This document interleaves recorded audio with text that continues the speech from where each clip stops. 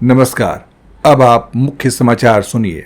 NEET UG case में supreme court का बड़ा आदेश, दोबारा नहीं होगी परीक्षा, साबित नहीं हुई बड़ी गड़बड़ी। 2024 के आम बजट से मोबाइल यूजर्स को लगा झटका, बढ़ सकते हैं टैरिफ। मल्लिकार्जुन खड़गे ने पीएम मोदी पर लगाए गंभीर आरोप, कहा मोदी सरकार पिछले दरवाजे से लागू करना चाहती है किसान विरोधी 3 काले कानून। राजौरी में सेना की चौकी पर आतंकी हमला, जवानों ने भी संभाला मोर्चा, एक आतंकवादी ढेर। झारखंड के लातेहार से 20,000 रुपए रिश्वत लेते एएसआई गिरफ्तार। नक्सलियों ने 25 जुलाई को बुलाया झारखंड बिहार बंद, और इस सीजन में पहली बार झारखंड में जमकर बरसे बादल। समाचार अब विस्तार से। नीट यूजी मामले पर सुप्रीम कोर्ट का फैसला आ गया है। चीफ जस्टिस ऑफ इंडिया की बेंच ने फैसला सुनाते हुए कहा कि दोबारा परीक्षा आयोजित नहीं की जाएगी। सुप्रीम कोर्ट ने कहा कि यह दिखाने के लिए पर्याप्त सबूत मौजूद नहीं है कि परीक्षा की पवित्रता पर सवाल उठे थे। अदालत ने कहा कि फिर से परीक्षा कराना ठीक नहीं होगा और यह 24 लाख छात्रों के भविष्य का मामला है। चीफ जस्टिस DY चंद्रचूड़ की अदालत ने कहा कि इस मामले में व्यवस्थागत खामी की बात साबित नहीं होती है, इसलिए दोबारा से परीक्षा कराने का आदेश नहीं दिया जा सकता। प्रधानमंत्री मोदी के तीसरे कार्यकाल का पहला बजट पेश किया गया। इस केंद्रीय बजट 2024 को वित्त मंत्री निर्मला सीतारमण ने पेश किया। आम बजट 2024 को पेश करते हुए निर्मला सीतारमण ने कई बड़े ऐलान किए। इस दौरान मोबाइल फोन और मोबाइल चार्जर पर कस्टम ड्यूटी घटाई गई। अब मोबाइल फोन और चार्जर की कीमतों में गिरावट देखने को मिल सकती है। वहीं दूसरी ओर इलेक्ट्रॉनिक्स सेक्टर के चुनिंदा टेलीकॉम इक्विपमेंट पर कस्टम ड्यूटीज में इजाफा कर दिया गया है। ध्यान देने वाली बात यह है कि टेलीकॉम इक्विपमेंट पर 10% से 15% तक के कस्टम ड्यूटीज लगाए गए हैं। इसका असर कई मोबाइल यूजर्स पर देखने को मिलेगा। टेलीकॉम टूल्स की कीमतों में बढ़ोतरी होने की वजह से कई तरह से मोबाइल यूजर्स प्रभावित होने वाले हैं। दरअसल PCBA पर लगाए गए कस्टम ड्यूटीज के कारण मोबाइल सर्विस प्रोवाइडर को अप्रत्यक्ष रूप से प्रभावित कर सकता है, जिसके चलते ऑपरेशनल कॉस्ट में भी बढ़ोतरी होने की संभावना है। एक आशंका यह भी जताई जा रही है कि शॉर्ट टर्म के लिए टेलीकॉम कंपनियां अपने टैरिफ को और महंगा कर दे। कांग्रेस के राष्ट्रीय अध्यक्ष मल्लिकार्जुन खड़गे ने केंद्र सरकार पर निशाना साधा। खड़गे ने प्रधानमंत्री नरेंद्र मोदी को टैग कर सोशल मीडिया साइट X पर लंबा चौड़ा पोस्ट लिखा, जिसमें उन्होंने मोदी सरकार पर गंभीर आरोप लगाए। उन्होंने लिखा, आप आज 2.5 घंटे तक गला घोंटा का विलाप कर रहे थे, पर सच्चाई यह है कि आपकी सरकार ने 10 वर्षों में 140 करोड़ भारतीयों के अरमानों का गला घोंटा है।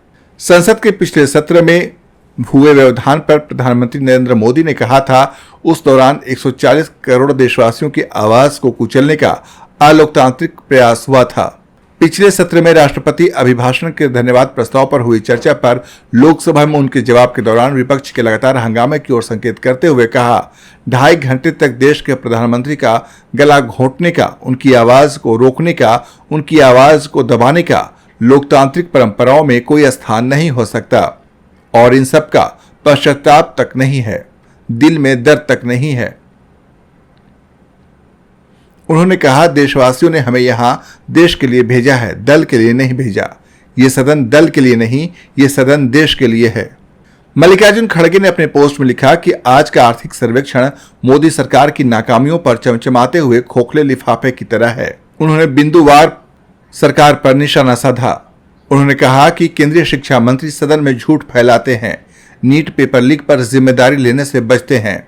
बेरोजगारी दर 9.2% है। नौकरियों के लिए भगदड़ मच रही है। कमर तोड़ महंगाई ने देश के परिवारों की बचत 50 वर्षों में सबसे निम्न स्तर पर कर दी है। खाद्य महंगाई दर 9.4% है। अनाज की महंगाई 8.75% है। किसानों की हालत भी खराब है। आज की खबर कहती है कि अब मोदी सरकार पिछले दरवाजे से किसान विरोधी 3 काले कानून फिर से लागू करना चाहती है। अन्नदाता किसानों की राष्ट्रीय औसत मासिक कृषि आय मात्र 5,298 रुपए है। हाल के दिनों में जम्मू कश्मीर में आतंकवादी घटनाओं में इजाफा हुआ है।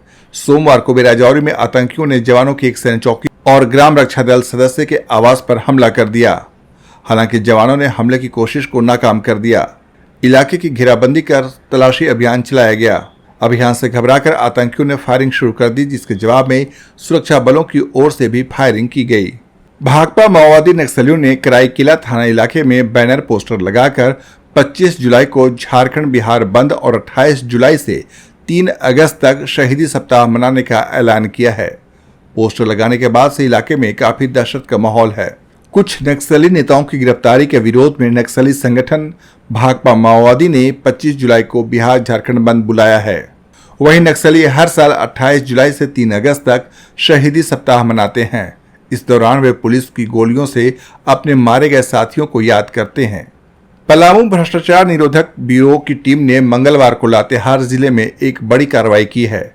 एसीबी की टीम ने लातेहार जिले के बरियातू थाना इलाके में पदस्थापित एएसआई धीरेन्द्र कुमार सिंह को 20,000 रुपये रिश्वत लेते हुए रंगे हाथों गिरफ्तार किया।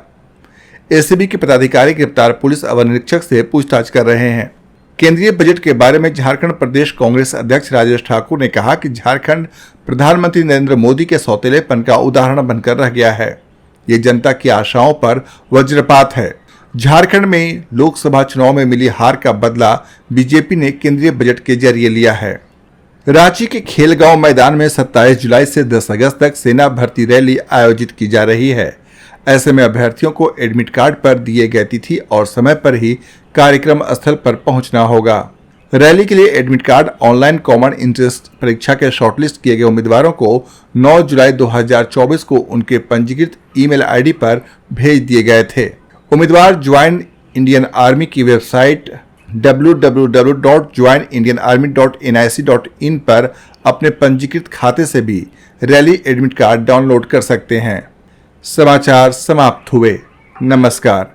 अगर आपको हमारा यह वीडियो पसंद आया हो तो प्लीज़ हमारे यूट्यूब चैनल को सब्सक्राइब करिए, वीडियो को लाइक कीजिए, कमेंट कीजिए, शेयर कीजिए और हमें आपके कमेंट का इंतज़ार रहेगा। धन्यवाद।